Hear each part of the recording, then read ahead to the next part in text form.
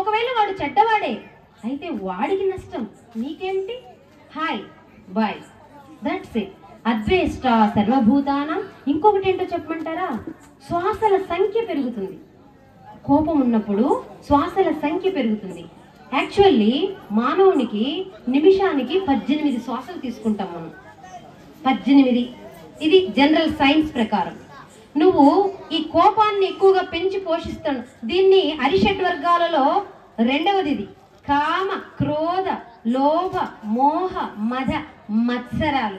ఈ అరిషడ్ వర్గాలు, ఈ 8 మనలో ఉండే బద్ధ శత్రువులు. నువ్వు ఎవరినైనా శత్రువుగా భావించాలి అనుకుంటే నీలో ఉన్న ఈ కామాన్ని, క్రోధాన్ని, మోహాన్ని, లోభాన్ని బద్ధ శత్రువుగా పెట్టుకో అంటాడు శ్రీకృష్ణ పరమాత్ముడు. కోపం అంటే ఆ కోపం వల్ల ఏమవుతుంది తెలుసా నీకు? శ్వాసల సంఖ్య అని శ్వాసల సంఖ్య పెంచేసుకుంటావు. కోప్పడిన కాసేపు తర్వాత మనస్సు బాధకి గురవుతుంది. శ్వాసల సంఖ్య పెరగడం వల్ల ఏమవుతుంది చెప్పమంటారా? శ్వాసల సంఖ్య మీద మన లైఫ్ టైం ఆధారపడి ఉంటుంది. మై డియర్ ఆత్మబంధువులారా, వినాయక భక్తులారా, నీ జీవితం ఇన్నేళ్ళు, నీ జీవన పరిమాణం అంటే డిపెండింగ్ ఆన్ యువర్ శ్వాస నిశ్వాస. నీ శ్వాస నిశ్వాసలను ఎవరైతే క్రమబద్ధీకరించుకుంటారో ఎక్కువ కాలం వాళ్ళు బ్రతుకుతారు. మానవుడికి భగవద్గీత ప్రకారం పరమాత్మ చెప్పాడు 100 ఏళ్ళు బ్రతికే అవకాశం ఒక మానవ జన్మకే ఉంది. అది మనం చేతులారా పోగొట్టుకుంటున్నాం. ఈ శ్వాసలను ఇంకా తగ్గించుకోవాలి. మీకు ఎగ్జాంపుల్ కూడా చెప్తాను. కుక్క తీసుకోండి. జనరల్గా వీధి కుక్కలు, కుక్క శ్వాస ఎలా తీసుకుంటుందండి? అంటుంటుంది. నిమిషానికి 9 శ్వాసలు తీసుకుంటుంది. దాని కాల పరిమితి ఎంతో తెలుసా? మహా అంటే 9 ఏళ్ళు. అదే తాబేలు తీసుకోండి. తాబేలు నిమిషానికి 3 శ్వాసలు తీసుకుంటుంది. దాని కాల పరిమితి ఎంతో తెలుసా? 100, 120, 130 ఏళ్ళు. గుర్రం నిమిషానికి 10 తీసుకుంటుంది. దాని కాల పరిమితి 15 ఏళ్ళు. అదే మానవుడు మన జన్మలో భగవద్గీత అనుష్ఠానం చేస్తూ, గీత నేర్చుకుంటూ, ఈ అనులోమ విలోమ ప్రాణాయామం ద్వారా శ్వాసల సంఖ్య తగ్గించుకున్నామంటే 100 ఏళ్ళు సంపూర్ణ ఆయుష్, సంపూర్ణ ఆరోగ్యం, సంపూర్ణ ఆనందంతో జీవించవచ్చు అని చెబుతుంది భగవద్గీత. అందులో మొట్టమొదటి క్వాలిటీ అద్వేష్ట. ఎవ్వరి మీద కోపం వద్దు. నీకు నచ్చని పని చేశాడా వదిలేయి.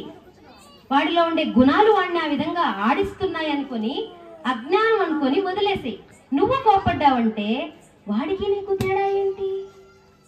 నువ్వు వాడు పెద్ద రాస్కల్ అయితే నువ్వు ఇంకా పెద్ద రాస్కల్, అంతే కదా?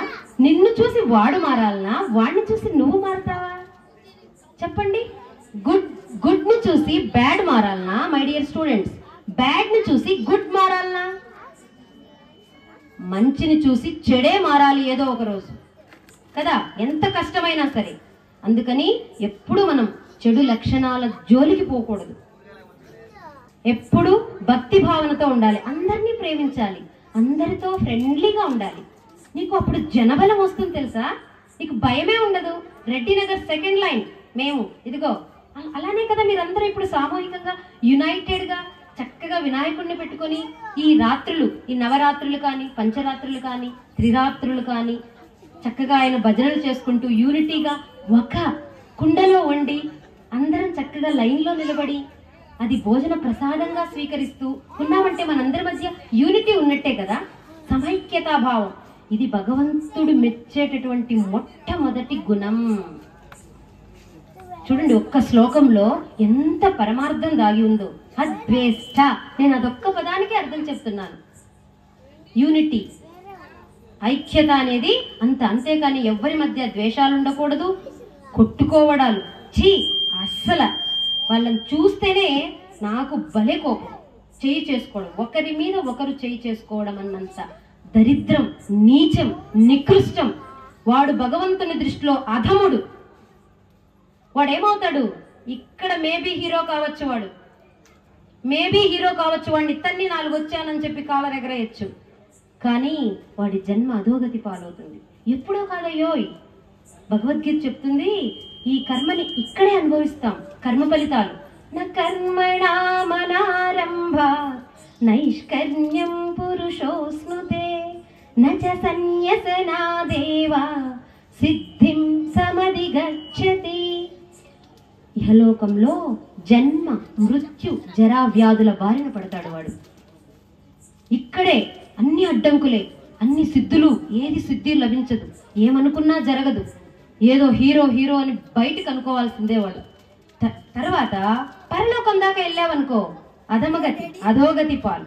ఇప్పుడు మనం ఉండేది భూలోకంలో. భూలోకంలో ఈ మానవ జన్మ లభించిందంటే ఎన్ని జన్మల పుణ్యమో, ఎంత మంచి పనులు చేశామో, భగవంతునికి ఎంత భక్తులమయ్యామో. ఎస్పెషల్లీ రెడ్డి నగర్ 2వ లైన్. మీరు ఈరోజు వినాయకుని కృప వలన ఈ భగవద్గీత పారాయణం చేస్తున్నారు, భగవద్గీతను శ్రవణం చేస్తున్నారు ఆయన సమక్షంలో. గీతా శ్రవణం మహాపాపహరణం.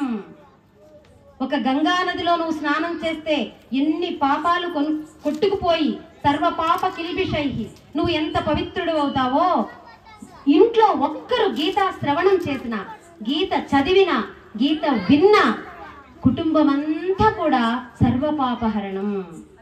గంగా నదిలో కాదు, నీ జన్మ 7 తరాలకు పుణ్యం. అంతటి గొప్పదండి భగవద్గీత. భగవద్గీతను మరి ఎందుకు అటకెక్కించారో తెలియదు, కానీ ఇప్పుడు మళ్ళీ ప్రాధాన్యంలోకి వస్తుంది. సో అద్వేష్ట, నేను మీకు శుక్రవారం, యాక్చువల్లీ ఇక్కడ భక్తులు ఉన్నారో ఏమో తెలియదు, నెల్లూరులో నా అవసరం తీరిపోయిందో లేదో తెలియదు, ఇక్కడికి వచ్చినాంచి నా చేత భగవద్గీత చెప్పించుకోవడం, ఇక్కడ భక్తుల గొప్పదనమో, నాకు ఇక్కడ పని ఉండి నేను ఇక్కడికి వచ్చానో అయితే నాకేమీ తెలియదు. కానీ గీతా ప్రవచనం అనేది ఈ రెడ్డి నగర్లో మన రామాలయం ఉందిగా, కోదండరామస్వామి ఆలయం. ఆ ఆలయంలో ప్రతి శుక్రవారం సాయంత్రం 6 గంటల నుంచి 7 గంటల వరకు ఒక శ్లోకం నేర్పిస్తున్నాను ఉచితంగా. ఇది నా పుణ్యాల లిస్టులో వేసుకుంటున్నాను. ₹1 తీసుకోను, ఎక్కడా తీసుకోను. 8 ఏళ్ల నుంచి కూడా నేను భగవద్గీతను ఉచితంగా స్కూళ్ళల్లో బోధిస్తున్నాను, ఇక్కడ వెంకటేశ్వర స్కూల్లో. సో మీరు ఈ అవకాశాన్ని సద్వినియోగం చేసుకోండి. 1 గంట చాలా ఆనందం వస్తుందండి. మనలో ఆరోగ్యం, ఎటువంటి అనారోగ్యాలున్నా పటాపంచలైపోతాం. ఎప్పుడు ఆనందంగా ఉంటాం, నిత్యానందంగా ఉంటాం. జన్మ భయం ఉండదు, మృత్యు భయం ఉండదు, జర ముసలితనపు వ్యాధులు వ్యధలు అస్సలు ఉండవు. ఇది సత్యం, ఇది నేను అనుభవిస్తూ చెబుతున్నాను. కాబట్టి మీరు ఆ అవకాశాన్ని వినియోగించుకోండి. చాలా మంది ఆడవాళ్ళు వస్తున్నారు. 1 గంట రాముల వారి సమక్షంలో ఒక శ్లోకము, దాని భావము, ఆ భావాన్ని మన జీవితానికి అప్లై చేసుకోవడం, ఇంకా వీణుల విందు చేసి ఒక భజన, భగవంతుని ఆశీస్సులు, గీతా పారాయణం ఆశీస్సులు. ఓకేనా? అద్వేష్ట సర్వభూతానం మైత్రః. 2వ క్వాలిటీ ఏంటి? మైత్రః. మైత్రః అంటే స్నేహం. స్నేహం అంటే ఇంకా అంతకు మించిన బలం ఇంకొకటి ఉండదు. స్నేహితుడు అనేవాడు ఎలా ఉంటాడంటే, వాడి స్నేహితుడు ఏ ఆపదలో ఉన్నా తనను కూడా మరిచిపోయి సహాయం చేసేవాడే స్నేహితుడు. అలా ప్రతి జీవితంలో స్నేహం అనేది మెయింటైన్ చేయాలి. పిల్లల వయసు నుంచి కూడా స్నేహాన్ని మెయింటైన్ చేయాలి. ఆ స్నేహమే నీకు ఆత్మబలాన్ని ఇస్తుంది. ఏమిస్తుంది? ఆత్మబలాన్ని ఇస్తుంది.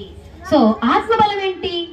నీలో చైతన్యం, ప్రజ్ఞ, ఎరుక ఇవన్నీ పెరుగుతాయి. అదే నీకు స్నేహితుడు లేదనుకో, ఒంటరిగా ఉంటావు ఎప్పుడు. నీ సంతోషాన్ని a friend in needs a friend indeed. తెలుసా? ఎవరైతే అవసరంలో ఆదుకుంటాడో వాడే నిజమైన స్నేహితుడు. మరి అలా అందరితో స్నేహభావంతో ఉండాలి. ఒక్కరే కాదు, అందరితో స్నేహం. సర్వభూతానాం అన్నాడు పరమాత్ముడు. నెక్స్ట్ మైత్రః కరుణ ఏవచ. కరుణ. కరుణ అంటే ఏంటి? కరుణించడం. ఎలా?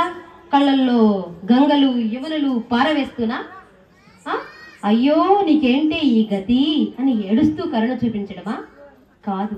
కరుణకు మీకు ఒక ఎగ్జాంపుల్ చెప్పేదా? మీకు ఇంకా అర్థమైపోయేటట్లు చెప్తాను, వినండి. ఫర్ ఎగ్జాంపుల్, మీరు రోడ్లో పోతున్నారు.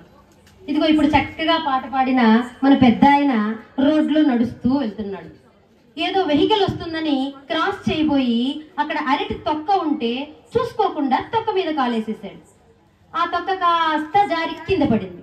అప్పుడు పక్కనే ఈ హీరో ఉన్నాడు. ఏం పేరు నాన్న నీ పేరు? సిద్ధార్థ్ ఉన్నాడు. చూసి అమ్మో తాత పడిపోయాడే అని పరిగెత్తుకుంటూ వెళ్ళి తాతను లేపి తన బైక్ ఎక్కించుకొని వాళ్ళ ఇంటికి చేర్చాడు. దీన్ని జాలి అంటారు. కరుణ అంటే ఏంటో చెప్పమంటారా? ముందుగానే ఆ అరటి తొక్కను చూసినప్పుడు అరటి తొక్క తీసి డస్ట్బిన్లో వేయడం కరుణ. అసలు దేన్ని కాపాడాం మనం? పడకుండానే చూసుకున్నాం కదా. ఎట్లా మమత లేకుంటే బిడ్డల పట్ల కన్న తల్లి, భర్త పట్ల ప్రేమ లేకుంటే ఎట్లా? మరేంటి భగవంతుడు నిర్మము అంటున్నారే? చెప్పమంటారా? నిర్మము అంటే అతి ప్రేమ, రాగం. బా ఇంకా వాడు లేకపోతే, కొద్దిమంది తల్లులు ఉంటారండి, వాడు తినకపోతే వీళ్ళు తినరు, వాడికి ఏమన్నా వస్తే ముందు వీళ్ళు పేషెంట్లు అయిపోతుంటారు. ఇంకా అతి ప్రేమను పెంచుకోవడం, బిడ్డల మీద, ఆస్తిపాస్తుల మీద, ధనం మీద, నగల మీద, చీరల మీద, వీటన్నింటి మీద వ్యామోహాన్ని ఎక్కువ పెంచుకోవడం. దానివల్ల ఏమవుతుందంటే రాగం ఏర్పడుతుంది. రాగం అంటే ఇంకా అది లేనిదే నేను ఉండలేను. ఇంకా మీకు చెప్పాలంటే అడిక్ట్, బానిస అవ్వడం. మమతకి మనం ఎప్పుడు లొంగకూడదు. లవ్, ప్రేమించు, నీ బిడ్డల్ని ప్రేమించు. ప్రేమ అంటే ఏంటి? బాధ్యత, నీ రెస్పాన్సిబిలిటీ. నువ్వు వాడికి ఎంతవరకు న్యాయం చేస్తున్నావు? బిడ్డలను కనేస్తున్నాం, మరి వాళ్ళ అవసరాలు చక్కగా చదివిస్తున్నామా? వాడికి చక్కటిగా మంచి మాటలు, బుద్ధి మాటలు నేర్పుతున్నామా? మరి పిల్లలు ఫాలో అయ్యేది తల్లిదండ్రులనే. వాడు ఫాలో అయ్యే విధంగా, వాడు నన్ను ఆచరించే విధంగా నేను ఉంటున్నానా? తల్లిగా, తండ్రిగా. This is your responsibility. ఇవన్నీ వదిలేసి నా బిడ్డ అంటే నాకు ప్రాణం, రాత్రి నేను లేనివాడు నిద్రపోడు అని గొప్పలు గొప్పలు. దీన్ని మమత అంటారు. ఇది ఎన్నటికీ ఎవ్వరికి దేని పట్ల పనికిరాదు. ప్రేమించాలి అంతే. మీకు ఇంకా మంచి ఎగ్జాంపుల్ చెప్పాలంటే, భార్యాభర్తలు. మా ఆయన బంగారం. మా ఆయన వచ్చి ఒక ముద్ద తినందే నేను నీళ్లు కూడా ముట్టనంటే ముట్టను, తెలుసా నీకు అని అందరికీ గొప్పలు చెప్పుకుంటాం. దీన్నే అతి ప్రేమ, మమత, రాగం అంటారు. అలా ఉంటుందన్నమాట భార్యాభర్తలు. ఒకరోజు ఏమైందంటే, ఏదో మంచి గుమగుమలాడే కమ్మటి కూర చేసింది. వాళ్ళ భర్త ఎప్పుడెప్పుడు వస్తాడా, తిందామా తిందామా అని ఎదురు చూస్తూ ఉంది. వాళ్ళ భర్త 12 అయింది, రావట్లే. 1 గంట అయింది, రావట్లే. కడుపులో పేగులు నక నక నక అంటున్నాయి. 2 అయింది, రావట్లే. ఎందుకో బయటికి వెళ్ళిన వ్యక్తి కదా, లేట్ అయింది. 2:30 అయిపోయింది. ఈవిడికి ఆకలి ఎక్కువ అయిపోయింది. కానీ ఈవిడ ఒక లైన్ గీసుకోనుల్లా, మా ఆయన వచ్చిందాకా నేను ముట్టనంటే ముట్టనని. పాప ఆయన వచ్చాడు, బాగా అలసిపోయి వచ్చాడు వర్క్లో. ఏం కూర అని అడిగాడు. ఏం కూర అండి ఇక్కడ ఫేమస్? ఏం కూర ఈ పక్క ఫేమస్ చెప్పరా? కడప జిల్లా పప్పుకు ఫేమస్. ఇంకా వచ్చి అలసందల వడలకి ఫేమస్. నెల్లూరు సైడ్ ఉండే అలసందల వడలు, మినప వడలు దొరుకుతాయి అక్కడ. ఇక్కడ నేను వచ్చినప్పుడు నేను చూస్తున్నాను అలసందల వడలు, పప్పు. ఒక ఫంక్షన్ అంటే పప్పు. సరే కమ్మగా పప్పు చేశానండి అని. అవునా, సరేవే, పప్పులోకి నాకు చక్కగా వేడి వేడిగా గరం గరం ఆమ్లెట్ ఒకటి అయ్యేవే అంది. నువ్వు రావడమే 3 అయింది, నాకు కడుపులో నక నక నక పడుకుతుంటే నీకు ఇప్పుడు ఆమ్లెట్ ఒకటి కావాలని పళ్ళెం ఇసిరేసి, రావయ్యా నువ్వు కూర్చొని పప్పు వేసుకొని తినవయ్యా అని చెప్పి. అంటే అది మేల భర్తని ప్రేమిస్తూ హాయిగా టయానికి, భర్తకు లేట్ అయింది ఇవాళ, టయానికి నీ శరీరాన్ని, నీ దేహాన్ని, నీ ఆత్మారావుణ్ణి ఒక ముద్దతో సంతృప్తిగా భర్త కోసం ఎదురు చూడు. ఆయన ఆమ్లెట్ ఏమన్నా వేస్తావు, ఆయన వడియాలేంచమన్నా వేస్తావు, కలిపి నోట్లో ముద్దలు పెట్టవే అన్నా పెడతావు. ఎందుకు? నీ కడుపు నిండిపోయింది. That is love. ఇంతకుముందు చెప్పిన ఎగ్జాంపుల్ ఏంటి? మమత. అది పనికిరాదు, అది డేంజర్. అప్పుడు భర్త ఏమనుకుంటాడు, ఛీ దీన్ని అడిగాను పోయి పోయి పోయి, నాకు ఈరోజు ఈ పప్పులోకి ఆమ్లెటో వడియాలో తినాలనిపిస్తుంది, దీని ముఖం అని తిట్టుకుంటూ బయటకు వెళ్తాడు. 4 ముద్దలు తినాయన 2 ముద్దలు తింటాడు. సో బెనిఫిట్ ఎక్కడుంది? సో ప్రేమించాలి, బాధ్యతను మరువకూడదు. దట్ ఈస్ నిర్మమో. నిరహంకార. లాస్ట్ ఏంటండి? నిరహంకార. అద్వేష్ట సర్వభూతానాం మైత్రః కరుణ ఏవచ నిర్మమో నిరహంకార. This is the best. అహంకారం అనేది నిరహంకారిగా అహంకారాన్ని పూర్తిగా విడనాడితే నీ వ్యక్తిత్వం చక్కగా ఉంటుంది. నిన్ను చూసి 10 మంది మెచ్చుతారు. ఏంటి అహంకారం? నేను, నాది, ఇదిగో నేనే ఈ బొమ్మను పెట్టింది ఇక్కడ, నేనే చెమట వచ్చింది, నేనే ఎక్కువ పని చేశాను వినాయకుడి దగ్గర, ఈరోజంతా నేనే, నీకు హెల్ప్ చేసింది నేనే, అదిగో అక్కడ చందా ఇచ్చేసి వచ్చాను 1116, నేనే 10 మందికి. సో దీన్ని భగవంతుడి దృష్టిలో అహంకారము అంటారు. ప్లస్ సకామ కర్మ అంటారు. దీనివల్ల ఫలితం ఉండదు. నువ్వు 1116 కాదు, 1,00,00,000 రూపాయలు ఇచ్చి విగ్రహం దే, ఫలితం ఉండదు. అహంకారం, అహం అనేది ఉండకూడదు. ఆ అహం, నాకు భగవంతుడు అవకాశం ఇచ్చాడు, నేను ఇవ్వగలిగాను, ఈరోజు బొమ్మకి 20,000 ఇవ్వగలిగాను అని శరణాగతి తత్వంతో అహంకారాన్ని, అయ్యా స్వామి నువ్విచ్చిందే నీకు ఇస్తున్నాను, నాకెక్కడిది మరి, మనకెక్కడిది, ఆయన ఇస్తేనే కదా, ఆయన ఇస్తాడనే కదా పూజలు, టెంకాయలు, బొమ్మలు, వ్రతాలు ఇవన్నీ చేస్తున్నాము. మరి ఆయన ఇచ్చింది ఆయనకి ఇవ్వడానికి ఓ డోలు కొట్టి చెప్పుకోవడం అనేది అహంకారం. అక్కడ నీకు ఏ పుణ్య ఫలితము లభించదు. ఎవరైనా చెప్పినా ఏముంది లేవయ్యా, ఆయన ఇచ్చాడు, నాకు ఈ సంవత్సరానికి అవకాశం వచ్చింది, ఈ సంవత్సరానికి అవకాశం వచ్చింది, నాకు మీ అందరికీ భగవద్గీత చెప్పే అవకాశం వచ్చింది, అంతేకాని మీ అందరిలో నేను కాబట్టి అన్నానంటే ఈ కర్మ ఫలితం ఇక్కడే పోతుంది.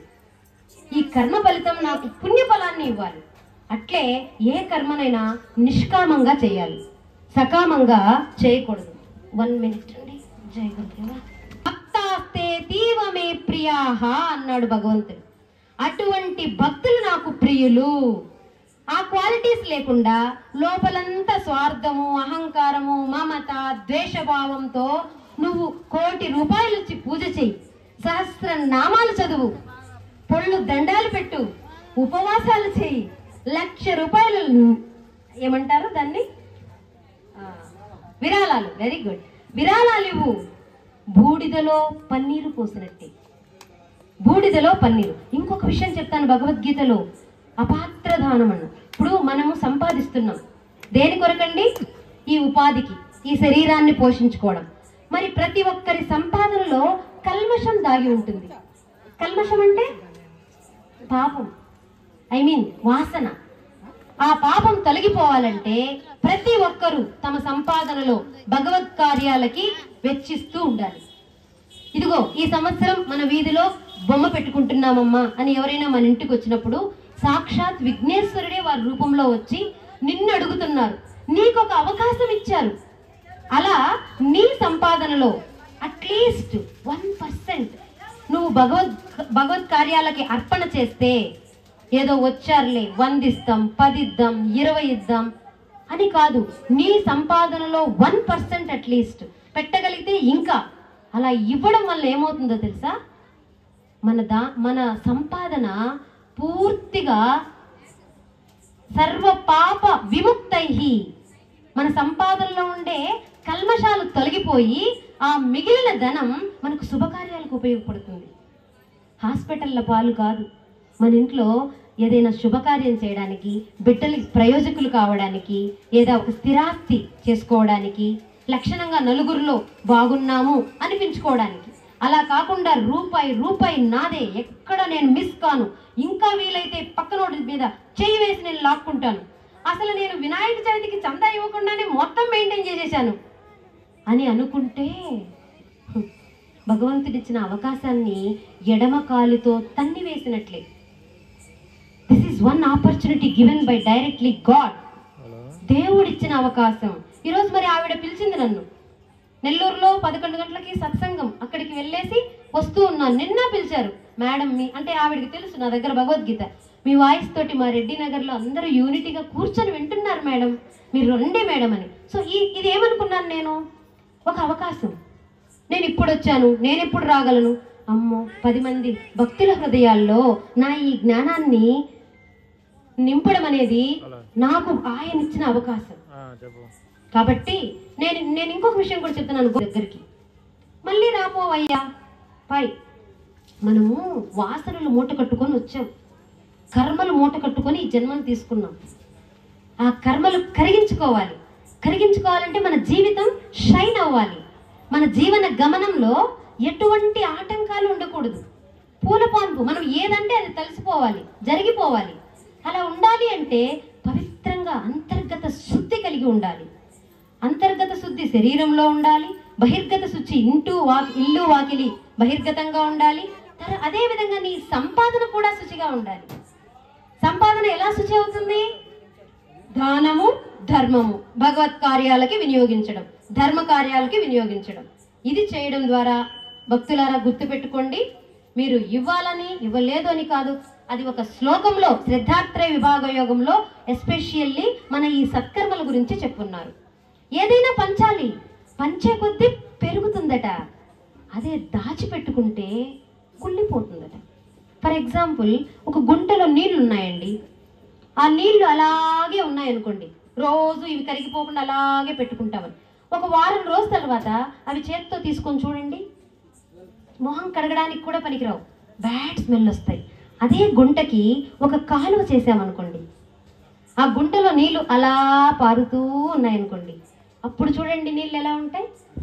పారే నీళ్లు స్వచ్ఛంగా ఉంటాయి.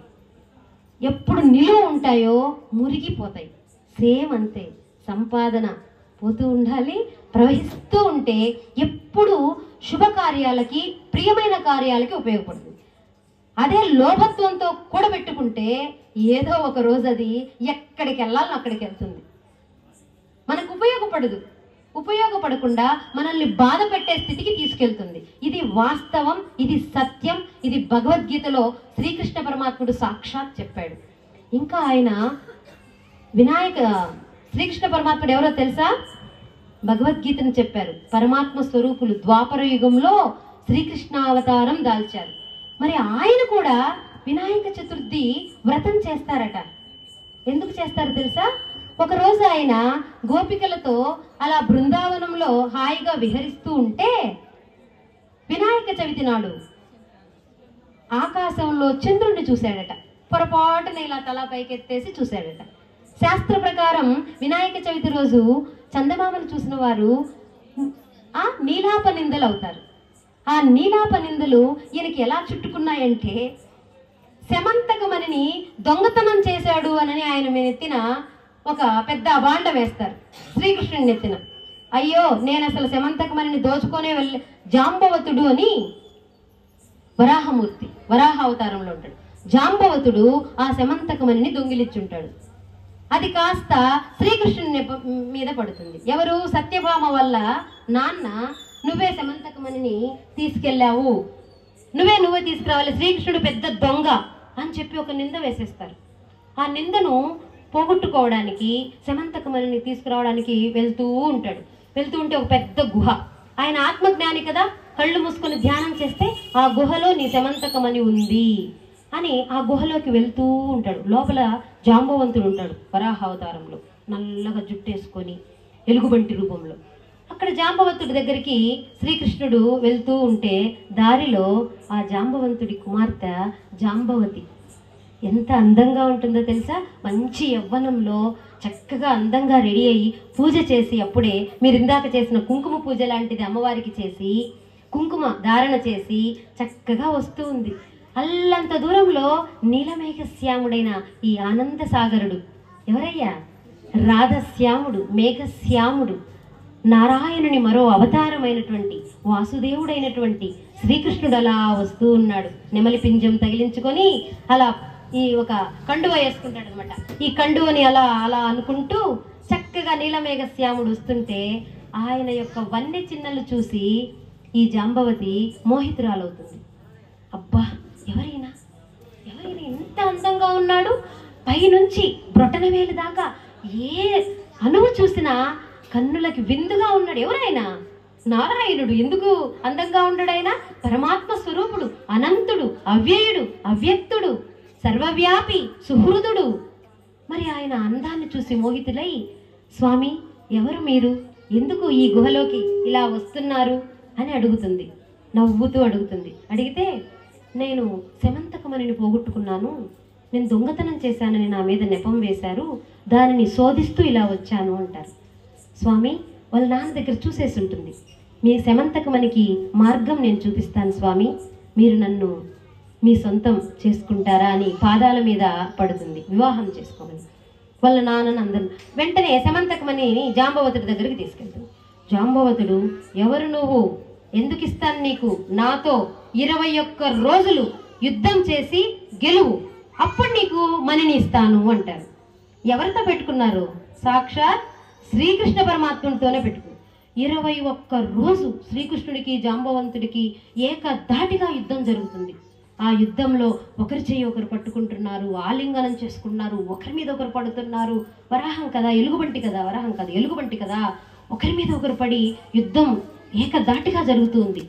ఒక్కొక్క రోజు జాంబవతుని శక్తి క్షీణిస్తూ ఉంది, ఎందుకంటే పరమాత్మనితో యుద్ధం చేస్తున్నాడు. క్షీణించి క్షీణించి 21వ రోజు తెలుసుకుంటాడు ఆయన దివ్యావతారాన్ని. ఆయన ఎంత పైకి ఎదిగినా అంత పైకి ఎదుగుతున్నాడు. ఎవరు నాయన నువ్వు? సాక్షాత్ పరమాత్మ స్వరూపంలాగా ఉన్నావు, నాకు నీ దివ్య దర్శన రూపాన్ని చూసే భాగ్యాన్ని కలిగించమని ప్రాధేయపడతాడు 21వ రోజు కాళ్ళ మీద పడి. అప్పుడు తన అవతారాన్ని చూపించి, లే జాంబవంత, నేనెవరనుకుంటున్నావు? త్రేతాయుగంలో సాక్షాత్ రామచంద్రమూర్తిని, ద్వాపర యుగంలో కృష్ణావతారం దాల్చాను. అప్పుడు నువ్వు ఋషివి, నువ్వు అప్పుడు నన్ను రాములు నేను అరణ్యవాసం చేస్తూ ఉంటే నువ్వు ఒక ఆశ్రమంలో తపస్సు చేసుకుంటూ ఉన్నావు. నన్ను చూడగానే అక్కడ చాలా మంది సన్యాసులు తపస్సు చేస్తూ ఉంటారు. రాముల వారు ఆ గడ్డ మీద అలా అడుగు పెట్టగానే భూమి అంతా పులకించిపోతుంది. తపస్సులో ఉండే వాళ్ళు కూడా మెలుకోకొచ్చి ఎవరో గొప్ప సాక్షాత్ మహానుభావుడు ఇక్కడ తిరుగుతున్నాడు అని ఆయన దగ్గరికి పోతే ఆయన ఒకే మాట అంటాడు, నేను ఇప్పుడు అరణ్యవాసంలో ఉన్నాను, మీకు అంటే లేదు స్వామి, మిమ్మల్ని స్పృశించాలి, మీ పాదాలు, మిమ్మల్ని ఒక్కసారి ఆలింగనం చేసుకోవాలి అని ప్రాధేయపడతారు. అందులో జాంబవంతుడు ఒకడు. జాంబవంతుడు ఇంకా మృత్యువు లేదు ఆయనకి, చిరంజీవి. త్రేతాయుగం నుంచి ద్వాపర యుగం దాకా బ్రతికున్నాడు. ఈ శ్రీకృష్ణుడు మళ్ళీ రాముడు ఏమయ్యాడు? శ్రీకృష్ణ అవతారంలో వచ్చి జాంబవతుడిని 21 రోజులు ఆయన కోరిన కోరిక ఏంటి? త్రేతాయుగంలో నిన్ను స్పృశించాలి, నిన్ను ఆలింగనం చేసుకోవాలి, నీతో ఉండాలి అనే కోరికని తరువాత యుగంలో తీర్చాడు. భగవంతుడు అంతటి గొప్పవాడండి. నువ్వు సత్సంకల్పం చేయాలే కానీ సిద్ధిస్తుంది, స్వార్థంతో కాదు నిస్వార్థంతో చేసే. సో అలా సమంతకమని తీసుకొని ఈ వ్రత నింద ఆ మణితో పాటు నా కూతురు మణిని కూడా నీకు ఇచ్చేస్తాను అని చెప్పి జాంబవతినిచ్చి పెళ్లి చేస్తారు. ఎవరికి? ఇలా అడుగడుగున లోక కళ్యాణం కోసం వివాహం చేసుకోవడం జరుగుతుంది శ్రీకృష్ణ పరమాత్ముడు. అంతే. సో అలా ఆయన ఆ సమంతకమని దొంగిలించాడు అనే ఆపదని పోవడానికి వినాయక చతుర్థి నాడు వినాయక వ్రతం చేస్తారట. మరి మనమందరం ఎందుకు ఇంత గొప్పగా 9 రోజులు 5 రోజులు చేసుకుంటున్నాం? అసలు ఇంకా వినాయకుడు అంటే జ్ఞానాన్ని అందిస్తాడు. రెండోది ఏం తెలుసా ఆయన క్వాలిటీ? మన తప్పులు క్షమిస్తాడు. మనం తెలిసి తెలియక అజ్ఞానంలో చేసిన తప్పులు ఉంటాయి, ప్రతి ఒక్కరూ చేసుంటారు. ఆ తప్పుల్ని క్షమిస్తారు. ఎలా? ఆ వినాయకుడికి ఒక టెంకాయ కొట్టుకుంటే సరిపోతుందిలే, ఈరోజు ఇంత నైవేద్యం పెడితే సరిపోతుందిలే, లేకపోతే వినాయకుడి ఊరేగింపులో ఎంతో కొంత డబ్బులు ఇస్తే సరిపోతుందిలే అని అనుకుంటారేమో భక్తులారా, అది అజ్ఞానమే. ప్రతి ఒక్కరూ ఆ విగ్రహం వినాయకుని దగ్గరికి వచ్చి నిలబడి చక్కగా మీ ఎడమ చేత్తో కుడి చెవిని, కుడి చేత్తో ఎడమ చెవి తమ్మెను పట్టుకొని నాలుకని అంగిటికి మడిచిపెట్టి ఇలా పట్టి ఇలా పట్టుకొని ఇలా చక్కగా కూర్చొని చక్కగా లేయాలి. ఇలా 5 లేదా 9 గుంజిళ్ళు తీయాలి. ఇది మన శాస్త్ర ప్రకారం వినాయక చరిత్రలో రాసి ఉంది. నువ్వేం అడగబడలే, నా తప్పులు క్షమించు స్వామి అని కూడా అడగబడలే, నువ్వు ఆచరణ చేయాలి. ఎవరైనా ఎంత పెద్దవాళ్ళైనా ఆయన ముందర సామాన్యులమే కదా మనమందరం, చక్కగా వచ్చి 5 గుంజిళ్ళు తీయాలి. ఇంకా ఆయనకి ప్రసన్నుడవ్వాలి, బొజ్జ నిండాలి అంటే ఇలా గోర్లు ఇలా పెట్టుకొని ఇలా 1 2 3 4 2 వేళ్ళతో ఇలా మటికలు వేయించుకోవాలి. వేసుకుంటే స్వామి నేను తెలిసి తెలియక నా భార్యనో నా బిడ్డలనో పక్కన వాళ్ళనో ఎవరో ఒకరిని బాధ పెట్టి ఉంటాను, నన్ను క్షమించవయ్యా. ఆ క్షమాపణ జరిగినప్పుడు ఏమవుతుంది? మనకి భగవంతుడు ప్రసన్నుడవుతాడు, ఆయన ఆశీస్సులు అందుతాయి, జ్ఞానం వస్తుంది, పిల్లలకి చదువు వస్తుంది, పెద్దలకి ఆత్మజ్ఞానం వస్తుంది, సుసంపన్నం వస్తుంది, సౌభాగ్యం వస్తుంది, స్త్రీలకి సౌభాగ్యం వస్తుంది. అంతకంటే మించింది ఇంకోటి ఏముంది? పిల్లలకి విద్య. ప్రతి ఒక్కరూ చేయాలి ఆ పని. ఇప్పటి వరకు ఎవరైనా చేయకపోయినా వచ్చి రేపు ఎప్పుడండి నిమజ్జనం? రేపేనా? 3వ రోజు రేపు. Very good. ఎన్ని గంటలకి? మధ్యాహ్నం. సో స్వామి వెళ్ళేటప్పుడు ప్రతి ఒక్కరూ ఆయన విషెస్ తీసుకోండి. సో ఇలా వినాయక చవితి కానీ లేదా భగవంతుని లీలలు కానీ భగవద్గీత కానీ మీరు ఈ విధంగా మైక్ ఇచ్చి ఇంత కమ్మగా వింటూ ఉంటే నేను ఏకదాటిగా 12 వరకు చెప్పమన్నా చెప్తాను. కాబట్టి ఇంకా చాలా. ఇంకొక పాట పాడుకుందామా? నిద్ర రావడం లేదా మీకు? ఎంత టైము ఇంకా? Very good. సరే, మీకు హుషారు కలిగించడానికి ఇంకొక భజన పాట, ఓకేనా? అందరూ చేయాలి. మరి ఈ గొబ్బెమ్మలు కూర్చున్నట్టు కూర్చోకూడదు. భలే ఉన్నారు, ఎంత చక్కగా ఉన్నారో నారీమణులు అందరూ అందంగా. మగవాళ్ళు అయితే చక్కటి తెల్లటి వస్త్రాలతో చందమామలే దిగి వచ్చి అక్కడ నిలబడుకోనున్నారా అన్నట్లుంది. ఓకేనా? ఓం శ్రీ గురుభ్యో నమః. పలకాలి, పలికితేనే భగవంతుడు ప్రసన్నుడవుతాడు. మనకి నోరుండేది మాట్లాడడానికి, పలకడానికి. ఇక్కడ అహంకారం ఉండదు. ఇదే అహంకారం. నేను పలానా, ఏడేంది, ఆవిడెవడో బుడ్డాని, ఆమె వచ్చి చెప్తుంటే మేము పలకాలనా అని మాత్రం అనుకోవద్దండి. నాలో పరమాత్ముడిని చూడాలి, వినాయకుడిని చూడాలి. మిమ్మల్ని అందరిలో నేను పరమాత్మని చూసే చెబుతున్నాను. ఓకేనా? ఆనంద సాగరా మురళీధరా,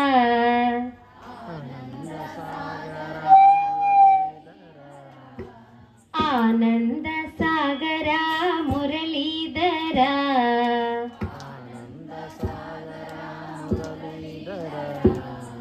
మీరా ప్రభు రాధే శ్యామ వేణుగోపాల,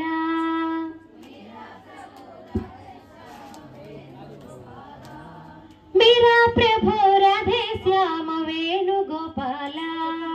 రండి మేడం, ఇక్కడ కూర్చుంది. రండి, ఇక్కడ ప్లేస్ ఉందిగా, ఇక్కడ కూర్చోండి. చైర్స్ ఖాళీగా ఉన్నాయి.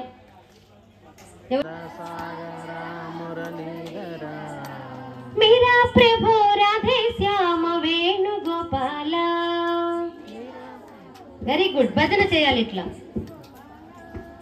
నంద యశోద ఆనంద కిశోరా,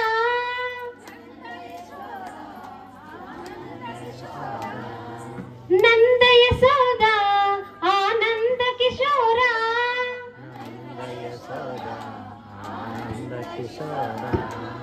జై జై గోకుల బాల జై వేణుగోపాల,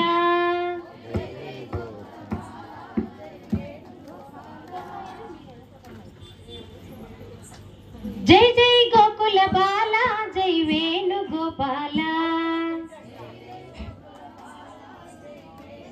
గట్టిగా.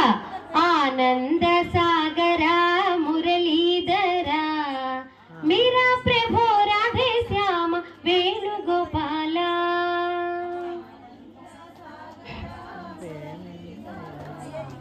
మీరా ప్రభు రాధే శ్యామ వేణుగోపాల. కౌసల్య సుప్రజా రామచంద్ర,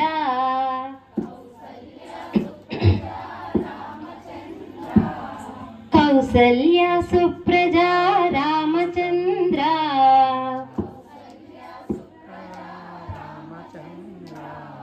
సీతా మనోహర రాఘవేంద్ర,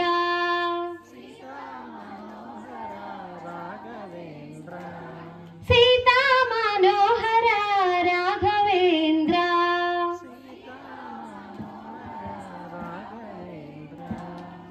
ఆనంద సాగరా మురళీధరా, మీరా ప్రభు రాధే శ్యామ వేణుగోపాల.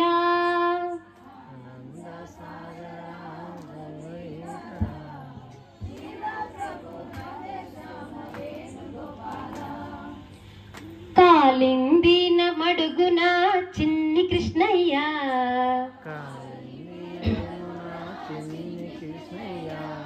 కాలింది మడుగున చిన్ని కృష్ణయ్య,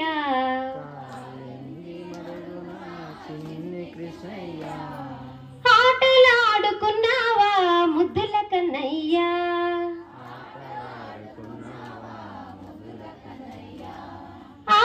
ఆటలాడుకున్నావా ముద్దుల కన్నయ్యా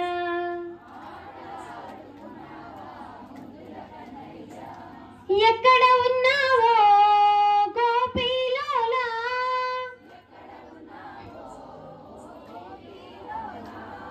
ఎక్కడ ఉన్నావో గోపిలోలా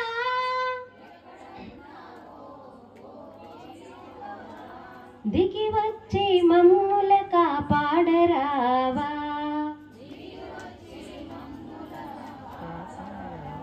దిగి వచ్చి మమ్ముల ఈ రెడ్డి నగర్ 2వ లైను వాస్తవ్యులను కాపాడరావా